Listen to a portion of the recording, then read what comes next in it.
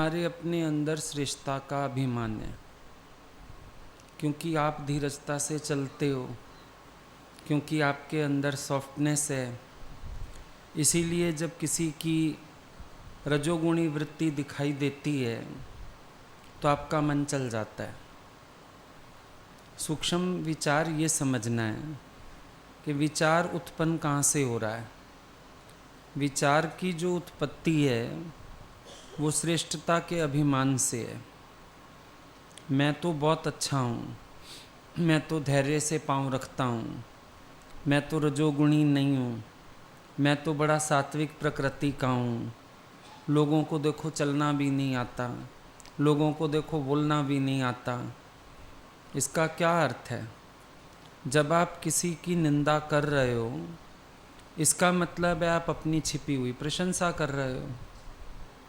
बड़ा logic clear है इसमें। अक्सर करके लोगों के मुंह से आप ऐसी बात सुनते हो, लोग पता नहीं ऐसे क्यों कर जाते हैं, लोग पता नहीं ऐसे कैसे कर लेते हैं। सुनते हो ना बात? तो क्या मतलब हुआ? लोग करते, मैं नहीं करता हूँ। तो निंदा छिपी हुई अपनी प्रशंसा है, उस वजह से ख्याल आ रहा है। जब तक उस श्रेष्ठता के अभिमान को ख़त्म नहीं करोगे, दूसरों के कर्म और स्वभाव दिखते रहेंगे, दूसरा ही दिखता रहेगा। मैं हूँ तो तू भी है। अब अपने होने पने के कारण किसी के कर्म में मन जाता है, किसके स्वभाव में मन जाता है, क्योंकि ये बात भी पक्की है, मैं हूँ तो मैं श्रेष्ठ हूँ। कोई अपने को निकृष्ट कहता ही नहीं। जहाँ मैं का भाव आता है, श्रेष्ठता का भाव ही तो आता है। दर्पण भी देखो, एक सुंदर से सुंदर व्यक्ति या कुरूप से कुरूप व्यक्ति, सारे ही दर्पण में अपने को सुंदर समझते हैं। कोई भी दर्पण देखता है, कितना ही सांवला रंग क्यों ना हो, कहेगा मेरे कट्स बड़े अच्छे हैं, मेरी फलानी चीज़ बड़ी अच्छी है। मतलब जहाँ ये मैं है वहीं पर अभिमान है। मैं माना ही श्रेष्ठ होगी, मैं निकृष्ट होती नहीं किसी की। मैं का भाव ही श्रेष्ठता का भाव है। अब अगर आप उस बात को पकड़ोगे और दूर करोगे, तब तो आपके ये ख्याल खत्म हो सकते हैं, वरना ये ख्याल खत्म नहीं होंगे। ध्यान नहीं भी देना चाहोगे तो भी ध्यान जाएगा। अपने को हटाना भी चाहोगे तो भी नहीं हटा पाओगे, क्योंकि प्रॉब्लम क्या है कि मैं खड़ी है पीछे, और वो मैं अपने को बहुत श्रेष्ठ मानती है, आचार में, व्यवहार में, विहार में, और कुछ चीज़ों के कॉम्प्लीमेंट्स भी मिले होते हैं। दूसरे लोग भी अक्सर तारीफ कर देते हैं, आप तो ऐसे चलते हो जैसे धरती पे पाँव ही नहीं रखते हो, आप तो ऐसे चलते हो नम्रता से, आपका तो उठना बैठना इतना शांति वाला। कई बार ये कॉम्प्लीमेंट्स भी मिले हुए होते हैं, और आप वॉच करते हो, हाँ मैं बहुत सही चलता हूँ, व्यवहार में भी कितना शुद्ध हूँ, और ये जो दूसरे लोग हैं ना, ये सब गड़बड़ हैं। सूक्ष्म माया तो ये हुई ना कि अपनी मैं पड़ी है। सूक्ष्म माया तो ये हुई दूसरा देखते हैं। सूक्ष्म माया तो ये हुई कंपैरिजन चलता है। आप देखो, आप अपना कंपैरिजन सामने वाले से करते हो। हम जब जब मैं के भाव में आते हैं ना, ज़रूर दूसरा देखते हैं और कंपैरिजन की भावना आ जाती है। सास अपने को श्रेष्ठ मानती है, सारा दिन बहू को क्या कहती है, हम तो अपनी सास से ऐसे चलते थे, हम तो अपनी सास के आगे बोलते नहीं थे, हम तो अपनी सास से डरते थे, बच्चों को क्या कहते हो, हम तो अपने पापा के आगे ऐसे, हम तो पढ़ाई में ऐसे। जहाँ मैं आती है वहाँ कंपैरिजन ज़रूर आता है। जहाँ मैं आती है वहाँ अभिमान ज़रूर है श्रेष्ठता का। हमेशा अंदर वाला अपने को श्रेष्ठ कहता है और दूसरों को निकृष्ट कहता है। जबकि गुरु आपको बोलता है ज्ञान का निश्चय किया है तो सब में भगवत भाव रखो। जहाँ जहाँ चम दृष्टि होगी वहाँ वहाँ ये गलतियाँ भी होंगी, पर जब ही होगी दम दृष्टि तो फिर आपका काम बन सकता है। आपने क्या देखा जब आप किसके कर्म में गए, स्वभाव में गए, आपने क्या देखा? जीव देखा, नाम रूप से देखा, कर्म स्वभाव में गए, या आपका भगवत भाव था? भगवत दृष्टि गुम होती है हमारे अंदर। जहाँ मैं आएगी भगवत भाव गुम हो जाएगा, क्योंकि जो आप हो वो आप सामने वाले को देखते हो। आप गॉडहुड में खड़े हो, आप सामने भी भगवान करके देखोगे। और अगर आप खुद गॉडहुड में नहीं खड़े हो, जीव भाव में आ गए, सामने भी आप जीव करके देखोगे। जीव के लिए फिर जगत है, कर्म है, स्वभाव है, प्रारब्ध है, दुख सुख हैं। उसके मन की नहीं पूरी होगी तो उलझेगा। अब कर्म देखने का भी क्या अर्थ है? आप चाहते हो कोई धीरज से चले, अगला तेजी से चलता है, तो आपकी इच्छा ही तो कर्म दिखा रही है। मैं ऐसा चाहता हूँ, और गुरु तुमको बोलता है तुम चाहना बंद कर दो। तुम क्यों चाहते हो? तुम किसी से अपेक्षा क्यों करते हो? यहाँ तक कि ईश्वर से भी अपेक्षा मत करो, अपनी प्रारब्ध से भी अपेक्षा मत करो। ऊंचा तो इतना उठने का है कि अपने प्रारब्ध से भी कोई अपेक्षा नहीं होनी चाहिए। जो शरीर की प्रारब्ध बनी हुई है सो बनी हुई है, इससे भी अपेक्षा क्यों है कि ऐसा होना चाहिए, ऐसा नहीं होना चाहिए? जो है उसको एक्सेप्ट कर लो, ज़्यादा अच्छा है। Accept it as it is. जैसे भगवान रख रहा है शरीर को भी रहे। और दूसरी बात ये भी आ जाती है, आज अगर हम किसी के गुण स्वभाव में जा रहे हैं, अपने को श्रेष्ठ कह रहे हैं, हमारी ये श्रेष्ठता कहाँ से आई? या तो ईश्वर के दिए हुए संस्कार, या फिर सारी मेहनत गुरु की। नहीं तो क्या पता हमारे स्वभाव उन लोगों से भी ज़्यादा बुरे होते जिनकी आज हम निंदा कर रहे हैं। क्या पता उनके स्वभावों से भी बुरे स्वभाव हमारे होते। ये तो हम कह रहे हैं ना, हम अच्छे हैं, हम ऐसे हैं। पता नहीं हमको अच्छा बनाने में गुरु को कितनी मेहनत लगी हो, कितनी गुरु की मेहनत ली हो, कितना ज्ञान सुनाया हो, गुरु ने जागृत किया हो। हम कोई कम तो नहीं थे दुनिया में रह के, और कुछ नहीं तो दुनिया वालों को देख के ही होशियार हो जाते। जब सारे ऐसे करते हैं मैं भी करूँगा। तो आज ये अभिमान की बात तो वैसे भी नहीं है। मोहे निर्गुण जियो सब गुण तेरे। मेरे निर्गुण भगवान, ये सारे गुण तेरे हैं, वरना कोई गुण किसी का नहीं है। बेरंग बीज दिखता है, लेकिन कितने रंग, फल, फूल, पत्ते छिपे हुए हैं उसमें। ब्राउन कलर का तना, ग्रीन कलर की पत्तियाँ, फूलों के कलर और शेड्स, फल तो और ही तरह का।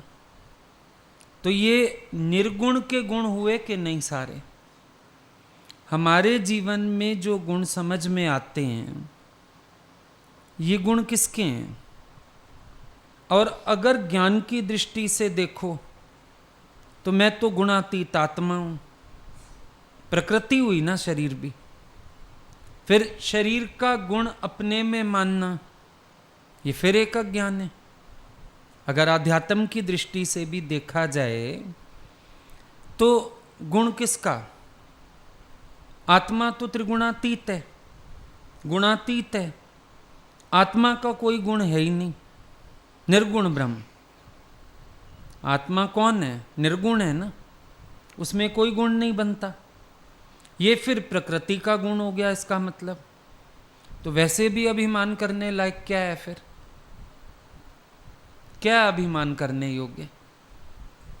लेकिन जितना जितना अंदर श्रेष्ठता का भाव रहता है ना, उतना उतना हमारे अंदर दूसरों के कर्म स्वभाव के प्रति आंख जाती है। सूक्ष्म बात ये नहीं है कि मेरा ध्यान गया, सूक्ष्म बात ये है कि मेरे श्रेष्ठता के अभिमान ने मेरा ध्यान दिलवाया। सूक्ष्म बात तो ये हुई, क्योंकि अंदर वाले ने अपने आप से कंपेयर कर दिया दूसरे व्यक्ति को। बात तो ये है। तभी तो जब कोई किसी की बात भी करता है, हम कहते हैं शांत रहो, सावधान रहो, क्योंकि माया है ही ऐसी। कोई कोई गलती करके भी चला गया, अब सब उसके लिए बोलते हैं, पर हम सबको जागृत करते हैं, मत बोलो, ना जाने कल यहां पर क्या हाल हो तुम्हारा, पता ही नहीं। माया ऐसी दुस्तर है, अच्छों अच्छों को लपेट ले जाती है। जरा सा अभिमान किया नारद जी ने, शिव जी ने तो कामदेव को भस्म किया, मैंने तो चेला कर लिया। और हाल क्या हुआ? मेरे को शादी करनी है, भगवान से रूप मांगने चला गया, भगवान ने वानर का रूप दे दिया, भगवान को श्राप दे डाला। पता चला 1 मिनट में अंदर की सृष्टि घूम गई। मत हंस कभी किसी पर, ना सता कभी किसी को। कोई ये कह ही नहीं सकता जीते जी। संत क्यों बोला कि मैं अंत समय बताऊंगा? उसको पूछ रहे हैं संत को, बताओ कुत्ते की पूंछ अच्छी या तेरी दाढ़ी अच्छी? आखिरी वक्त बताऊंगा, आखिरी वक्त बताऊंगा। अरे भाई, आखिरी वक्त क्यों बताएगा? अभी बता। नहीं, अब आखिरी वक्त आया, संत मर गया। जिसको प्रश्न करना था वो परेशान हो गया, बोला मेरा उत्तर दिए बिना मर गया। संत उठ बैठा, अर्थी ले जा रहे थे, उठ बैठा, बोला मेरी दाढ़ी अच्छी। अरे ये बात तू जीते जी बता सकता था।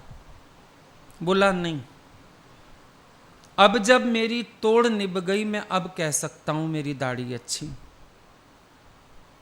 मतलब क्या हुआ? जब तक अपने को जीते जी मरा हुआ महसूस ना कर जाओ, कोई हुंकार मत भरने की कोशिश करना, क्योंकि पता ही नहीं, माया लौट लौट के आ जाती है। ये भी तो एक अजीब स्थिति है, माया लौट के आ जाती है, आपको पता ही नहीं चलेगा। माया फिर लौट के आ गई। अगर एक अवगुण किसी का देख रहे हो, पता नहीं आपके जीवन में कोई और अवगुण आ जाएगा। कोई बड़ी बात थोड़ी है। हमारे पास कोई और तरह की माया आ सकती है, हमारे पास कोई और तरह का विचार आ सकता है। हम कैसे हुंकार भर सकते किसी भी चीज की। बहुत एटिकेट्स वाला हूं, बहुत फलाना हूं, कुछ पता नहीं चलता बुद्धि कैसे घूम जाती है। आज जो घरों में बुजुर्ग लोग होते हैं, अपने टाइम पे वो लोग बड़े अच्छे रहे होते हैं। ये थोड़ी है कि कम होते हैं।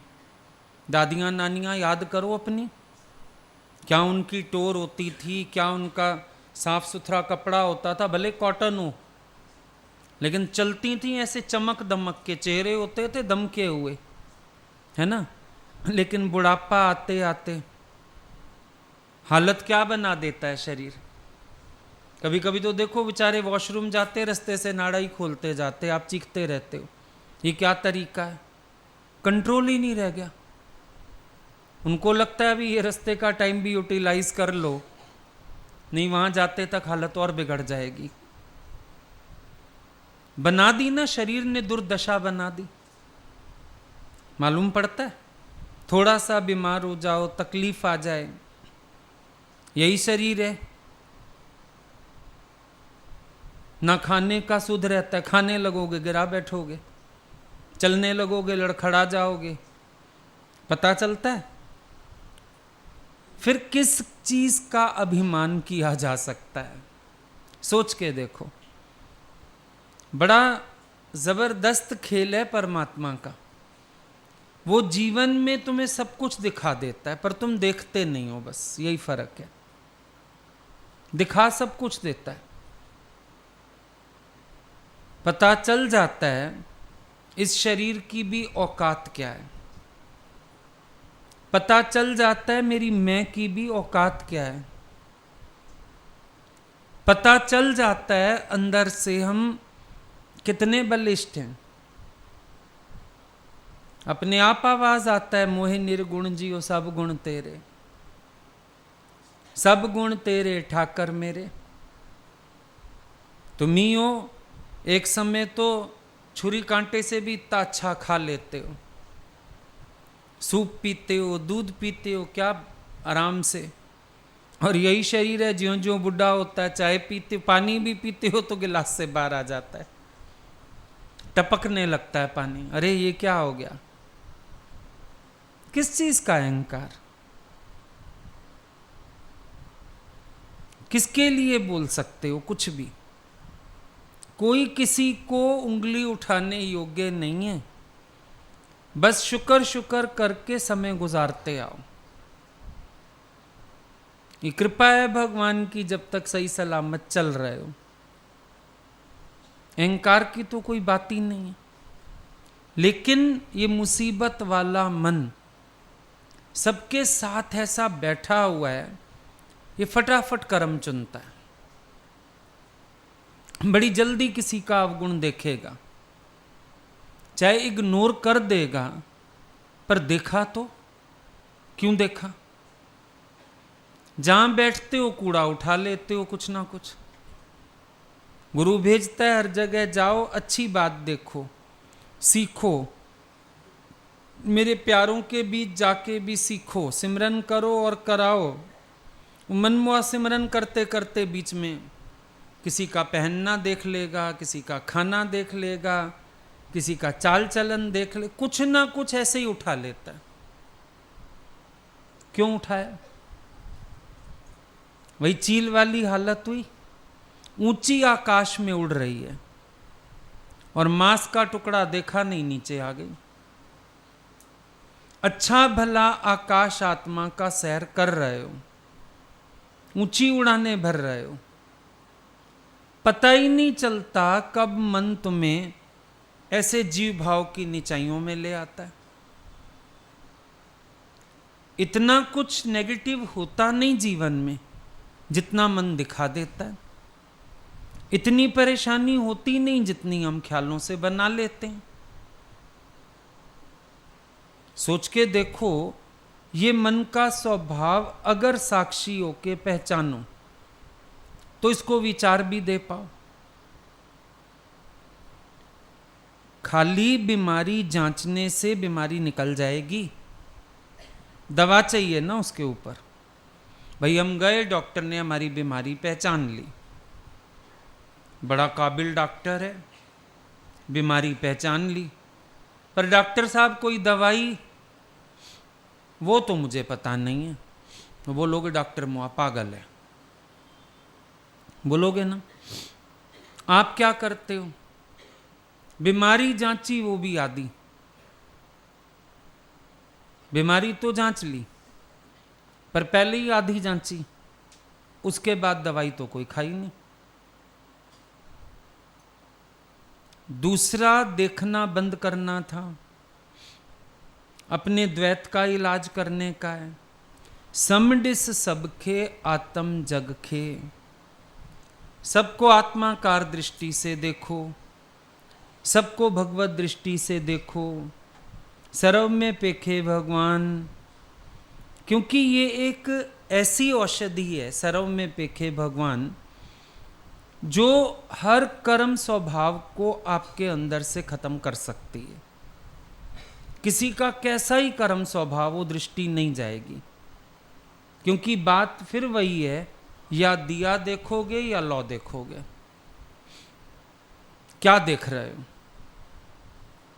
जिसने दिया देखा उसने लौ नहीं देखी, जिसने लौ देखी उसने दिया नहीं देखा।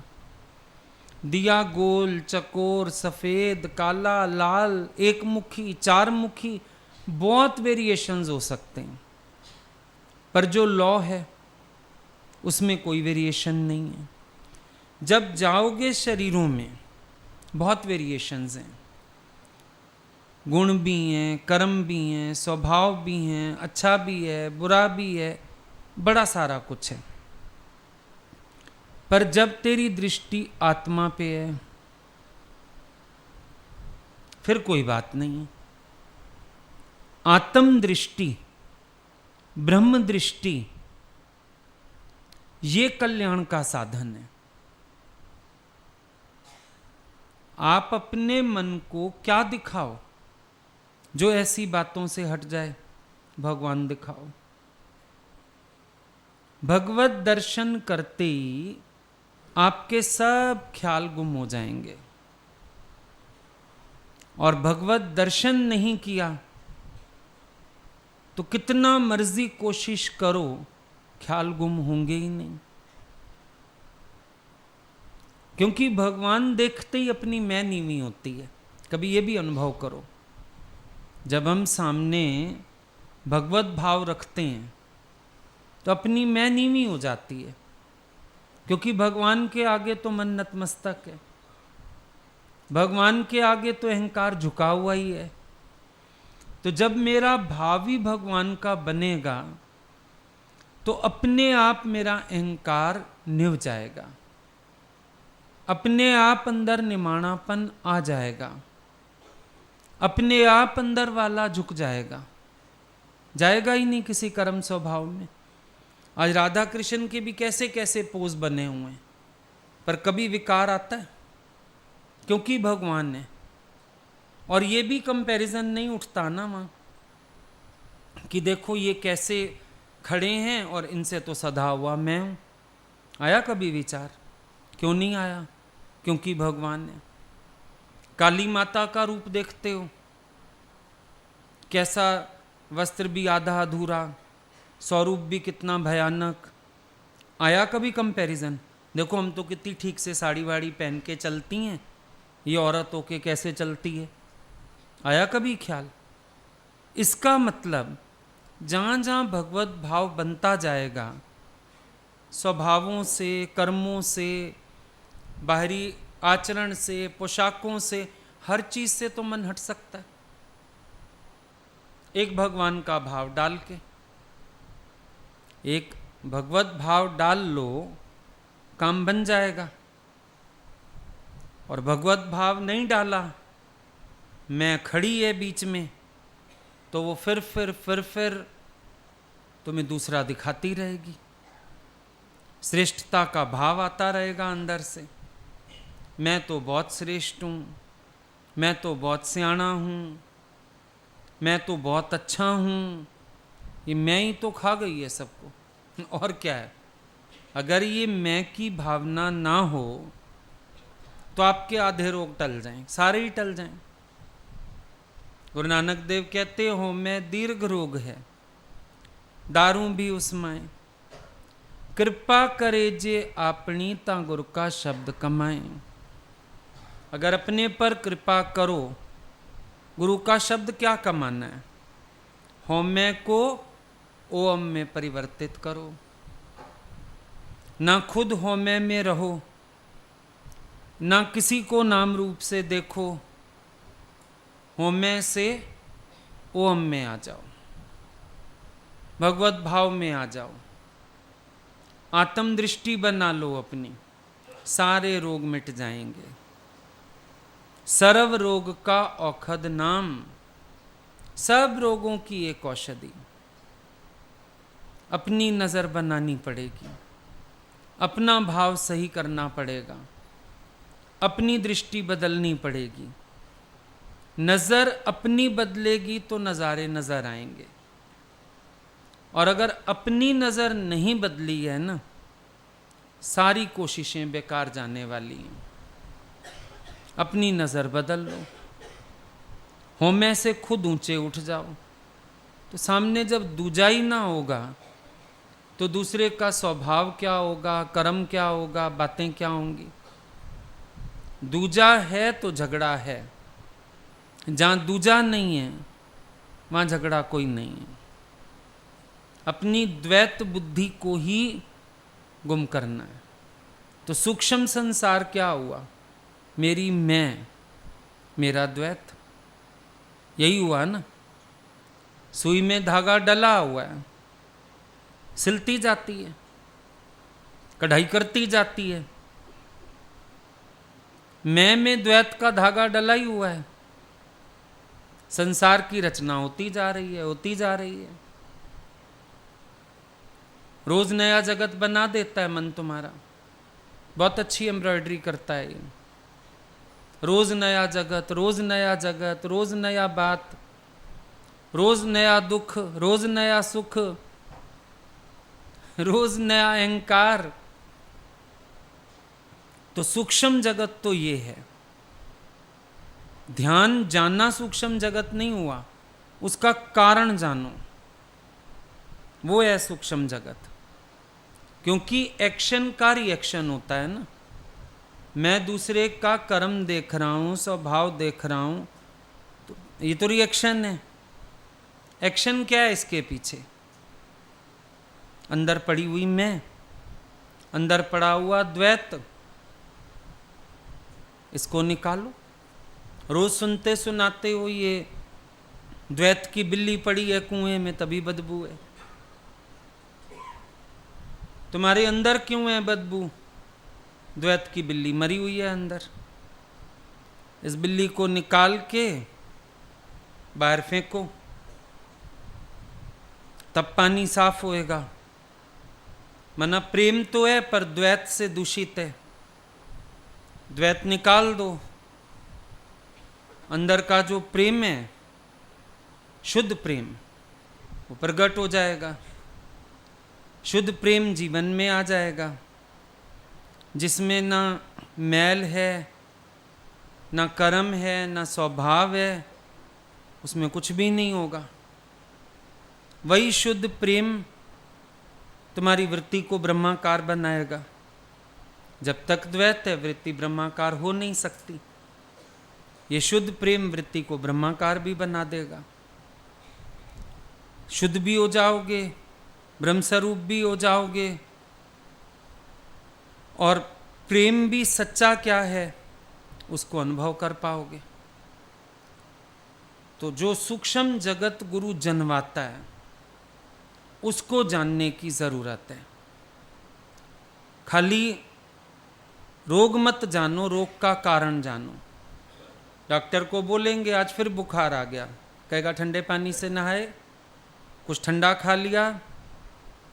भाई पेट में दर्द है डॉक्टर साहब, क्या खाया था? कारण। आप भी कारण जानते हो, बच्चा ही कुछ बोलता है कारण। अपने सूक्ष्म संसार का भी कारण जानना। आई बात समझ में?